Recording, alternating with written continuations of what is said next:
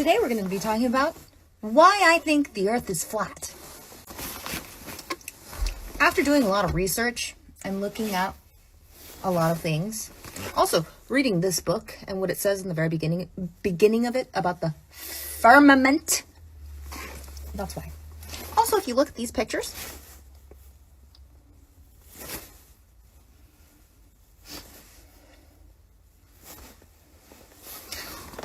also, if the world is spinning really, really, really, really fast, right?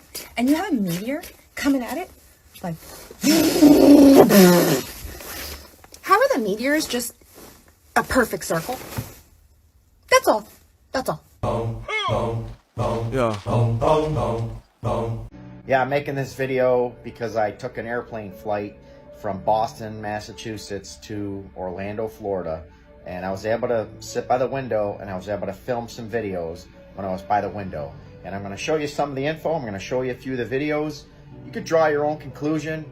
Obviously, I lived in doubt for many years and never believed any of this stuff was real until I started hearing a whole bunch of information from a ton of different organizations and people that tell you that we live on a flat plane. There's no such thing as a curve and they can't prove it.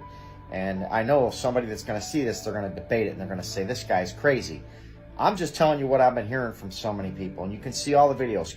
Just go to the search bar on any social media channel that you're on, whether it's TikTok, Instagram, YouTube, whatever, and put in a search bar, Flat Earth, and you will see thousands of videos. And when you see all the information, it's going to make you start questioning a lot of things and wonder if what we've been raised and taught in school is actually true, or have we been deceived?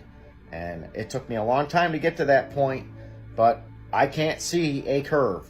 Even flying in an airplane up to 30 or 40,000 feet above sea level on an airplane. Check these videos out and check some of this info out and you draw your own conclusion. Okay, so I looked up on the app, how far can you see from 30,000 feet? Because the average airplane flies between 30 and 40,000 feet. Now, when I took my video on my airplane flight, I don't really know the height because they didn't tell us that when we're flying. So I'm going to assume that it was close to 30,000 feet. I took one when we were taking off, and then I took some videos when we got higher up in the atmosphere. So it says, short answer, how far can you see from an airplane window if you're flying at 30,000 feet? It says about 212 miles, which I'm surprised. That's really, really far if that's true. And then you can scroll down. How many feet does the Earth curve in 212 miles? So if you could see 212 miles from an airplane, you should see a dramatic curve of the Earth. And here's what it tells you. Earth's curvature over 212 miles is roughly 30,000 feet. That means over the distance you can see from a high plane, at 30,000 feet, the Earth drops roughly 30,000 feet below the tangent line. That's massive. We're talking like 6 miles down that the Earth would have dropped. And if you're on an airplane and you look all the way out to the horizon and you see a flat plane, you tell me where you're seeing this massive mileage drop in curves. I don't see it. I've seen a ton of videos with airplanes getting up to 70,000 feet. I've seen the videos where people send the helium balloons up to 120,000 feet and everything is still flat. I'm not seeing the curves.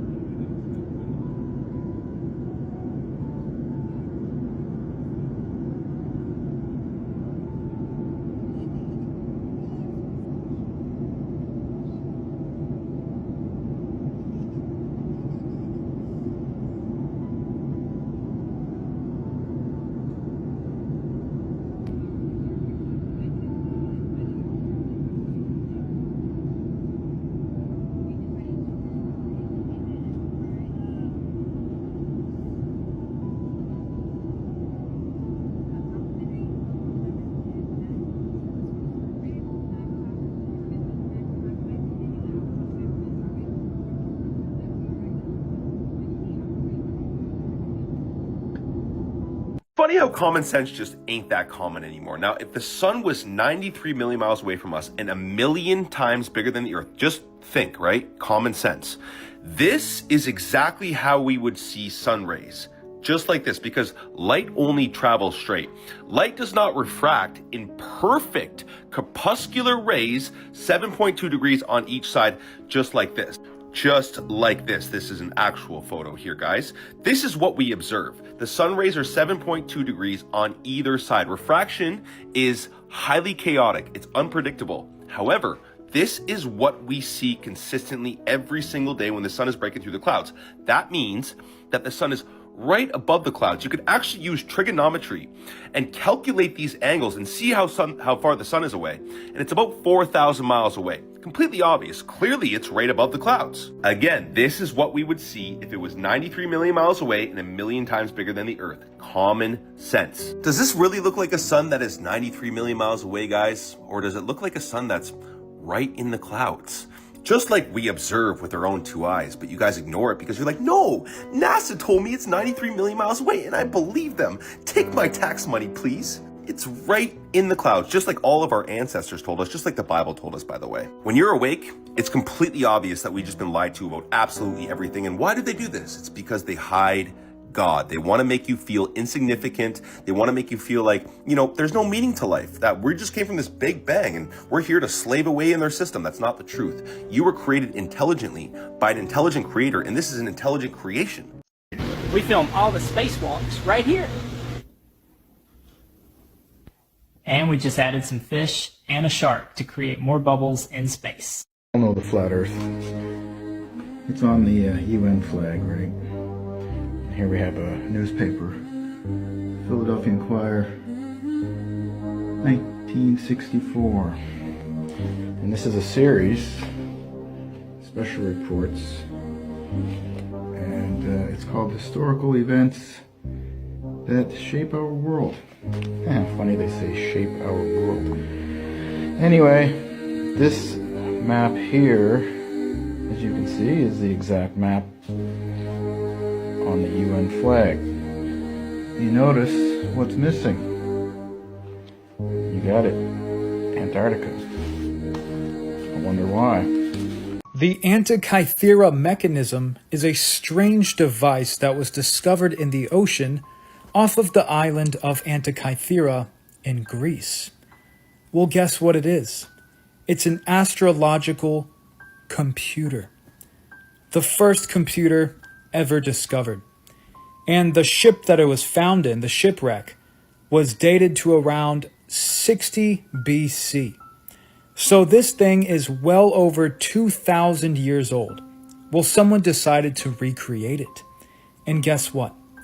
This mechanism can determine the position of the sun and the moon and the 5 visible planets, all of them in relation to each other. It can determine when they will retrograde. It can predict eclipses. And it even knows where each planet is in each celestial house. Now, here's the thing. I don't think that that computer was used for sea navigation, even though it was found on a ship, because you need a compass and you need a very great knowledge of celestial navigation. But here's the thing. Celestial navigation at sea would be absolutely impossible if the Earth was a globe. Because if we're zipping around the sun at 66,000 miles per hour, and then the solar system and all the stars in the galaxy are all moving in 5 different directions at hundreds of thousands and even millions of miles per hour, we would never see the same stars again. We would never have Polaris, the fixed star that the pirates and the seafaring people would use to navigate. And here we go.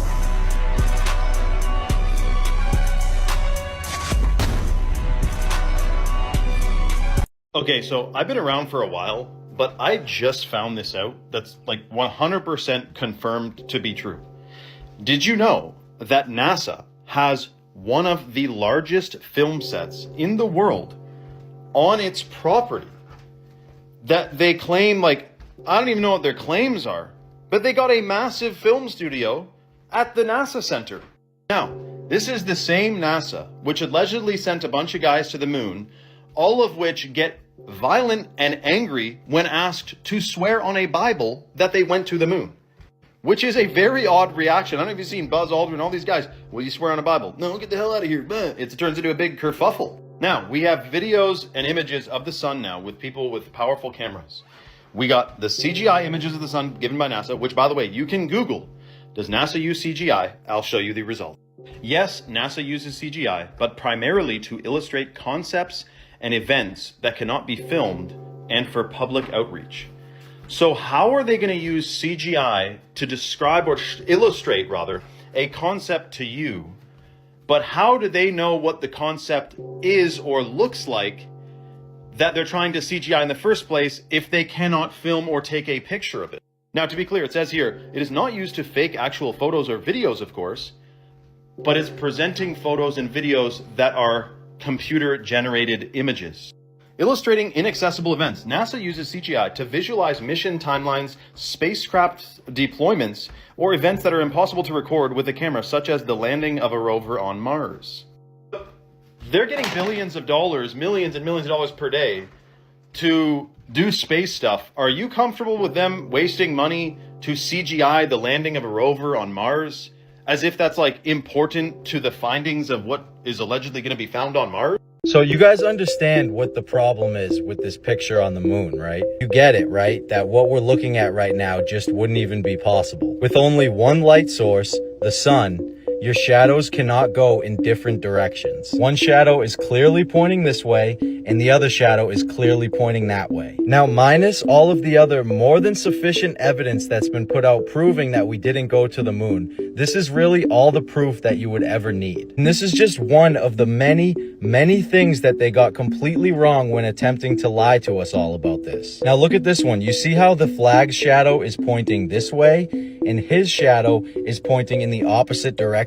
And we don't even have to talk about the waving flag. And the main reason why you still choose to believe that we went to the moon is because the lie has been going on for so long that it's too hard for you to accept the fact that you've been fooled. And any question that you could still possibly have has been answered at this point. How did they get the Russians and the Chinese to go along with our lie? Because they all work together to keep the truth hidden. They're all in on the same lie. That's why the Russians never called us out on it. And oh, how could they get thousands of people to all keep the secret and never spill the truth? It's called compartmentalization. Do you think the top-ranking generals are giving information about what the next move is to the foot soldiers? No, the foot soldiers who are at the bottom have no idea what's going on at the top. They don't ask questions, and they just go about their one simple task. And the whole why would they even lie to us in the first place logic is absolutely insane. I used to be a globe believer. But the difference between me and you globe believers that are nothing more than bullies, the difference between me and you is that my mind is open so my eyes can see. The problem with you is that you're just NPCs. You're just part of the system. You support the system. You defend lies. And I've deleted over 300 nasty comments in the last couple of days. And this is why I made the video that I made the other day. You guys didn't like the ending, but I really don't care. If you're a globe believer, but you know something's off, you're who I'm trying to reach. For you globe believers that are not open-minded, nobody will ever be able to wake you up because you're so brainwashed and the programming is so deep it can't be broken. So you're not who I'm after. But if you know something deep down in your soul is wrong with their globe theory, you're right. The shortest distance between 2 points is a straight line. Japan, Pearl Harbor. The Zero Japanese fighter pilot had a range of about 1,900 miles, which meant their aircraft carriers had to be about halfway between Japan and Pearl Harbor. You're telling me that even in the 1940s, America didn't have the technology to know that they were sitting out there. And there's a reason there's a flat earth map down in the war room of the White House. And there's a reason there's a flat earth map on Air Force One. And there's a reason there's a flat earth map at the UN. They have to know what is true and real when they're fighting a war. The latitudes and the longitudes all work out. The 24-hour sun in Antarctica works out. The movement of the sun is explained. And again, the shortest distance between 2 points is a straight line. World War II.